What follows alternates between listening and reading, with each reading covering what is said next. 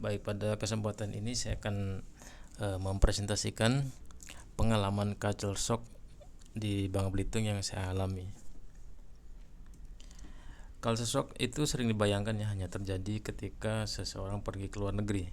Nah, padahal pengalaman itu juga bisa saja muncul ketika seseorang tinggal di luar kota, kemudian masuk ke tempat kerja baru atau berada dalam lingkungan sosial yang berbeda.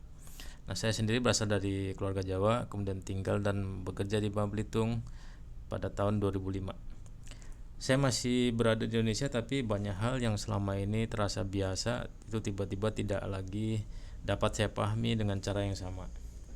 Mulai dari bahasa, sapaan, kebiasaan bertamu, dan cara masyarakat bersosialisasi itu memiliki aturan tersendiri. Inilah konteks awal culture shock yang saya alami sebelum berbagai kesalahpahaman mulai terjadi.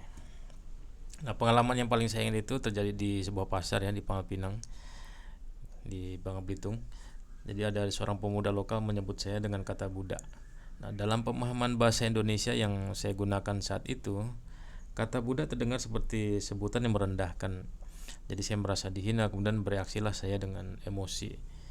Terjadi kesalahpahaman, kemudian berkembang menjadi pertengkaran dan perkelahian. Setelah suasana mereda, barulah dijelaskan bahwa dalam percakapan masyarakat Bangka, kata budak dapat digunakan untuk menyebut anak atau orang.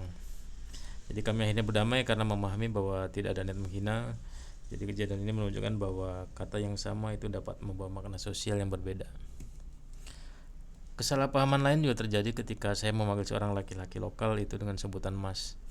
Bagi saya yang berasal dari keluarga Jawa, Mas adalah sapaan hormat ya. Namun dalam lingkungan sosial yang saya temui saat itu, eh, sebagian orang kurang nyaman dipanggil Mas karena sebutan tersebut sering diasosiasikan dengan pendatang Jawa yang bekerja sebagai buruh kasar atau pekerja tambang. Nah, saya kembali terlibat pertengkaran karena merasa sudah bekerja sopan, sedangkan orang tersebut menangkap makna yang berbeda. Nah, setelah itu saya belajar bahwa di Pangkal Pinang, laki-laki yang lebih tua itu biasa dipanggil dengan Bang atau Kak, sedangkan perempuan dipanggil Ayu. Nah, ketika pindah ke Bangka Barat, saya juga kembali menyesuaikan sapaan menjadi abang untuk laki-laki dan AA untuk perempuan. Nah, pengalaman ini tidak saya gunakan untuk menggambarkan seluruh masyarakat Bangka, tapi sebagai pengalaman pada lingkungan dan masa ketika saya tinggal di sana. Nah, setelah mulai memahami percakapan di Palpinang, saya sempat merasa proses adaptasi bahasa sudah selesai. Nah, ternyata ketika pindah ke Bangka Barat, saya harus belajar kembali. Dialek Melayu yang digunakan itu lebih halus dan memiliki intonasi yang berbeda. Hal yang lebih mengejutkan terjadi ketika saya pergi ke salah satu desa atau di kampung sebelah tangga. Masyarakat di sana menggunakan bahasa adat Jering Melayu yang berbeda lagi. Saya membutuhkan waktu sekitar 1 tahun untuk mulai memahami percakapan tersebut.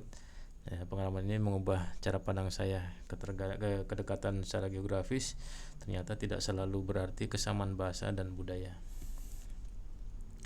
Nah, kebiasaan yang awalnya asing bagi saya adalah penyajian kopi pada tamu.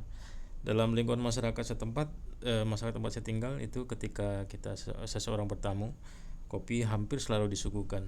Menolaknya atau tidak menyentuh kopi tersebut dapat membuat tuan rumah merasa tersinggung atau tidak dihargai. Ada pula kepercayaan mengenai kepunan, yaitu sesuatu yang kurang baik dapat terjadi apabila kopi itu tidak dicicipi. Jadi saya kemudian belajar bahwa saya tidak harus menghabiskan kopi tersebut. Saya cukup mencicipinya atau minimal menyentuhkannya ke bibir dan sedikit merasakannya. Nah, dari kebiasaan ini saya memahami bahwa kopi bukan hanya minuman, tapi bagian dari penghormatan, penerimaan, dan hubungan antara tamu dengan tuan rumah. Selanjutnya, pada awalnya dulu saya mengikuti kebiasaan berkumpul di warung kopi ya sebagai bagian dari proses beradaptasi.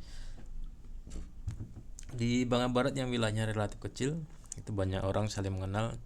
Warung kopi berfungsi sebagai tempat bertemu, bertukar informasi, dan menjaga hubungan sosial.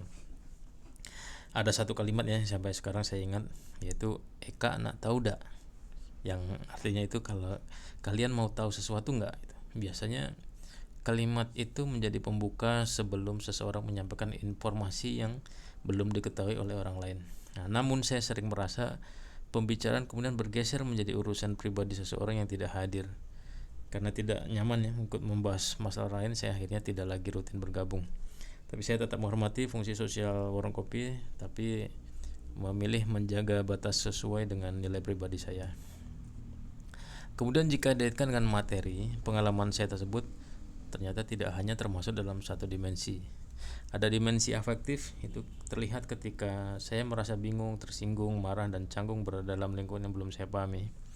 Kemudian dimensi behavior terlihat ketika saya memberikan respon yang tidak tepat karena salah memahami kata. Kemudian belajar mengubah sapaan dan cara menerima suguhan. Kemudian ada dimensi kognitif, itu muncul ketika saya mengubah cara memaknai bahasa dan kebiasaan masyarakat. Kemudian dari hubungan ketiganya itu terlihat jelas pemahaman yang berbeda bisa menimbulkan emosi, kemudian emosi mempengaruhi perilaku, lalu pengalaman dan penjelasan budaya itu mengubah cara berpikir saya.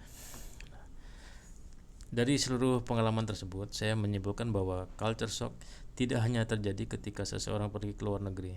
Culture shock itu juga dapat terjadi dalam satu negara, bahkan di wilayah yang secara geografis itu berdekatan. Perbedaan itu sering munculnya bukan karena salah satu pihak berniat buruk, tapi karena setiap orang memahami kata dan tindakan berdasarkan budaya yang telah dikenalnya. Saya juga belajar bahwa adaptasi bukan berarti mengikuti seluruh kebiasaan lingkungan baru. Adaptasi berarti memahami alasan di balik suatu kebiasaan, menghormatinya, kemudian memilih cara berinteraksi yang tepat, dan tetap menjaga nilai pribadi. Setelah tinggal cukup lama, bangka ini tidak lagi menjadi tempat yang asing, tapi sudah menjadi bagian penting dari perjalanan hidup saya. Demikian, terima kasih.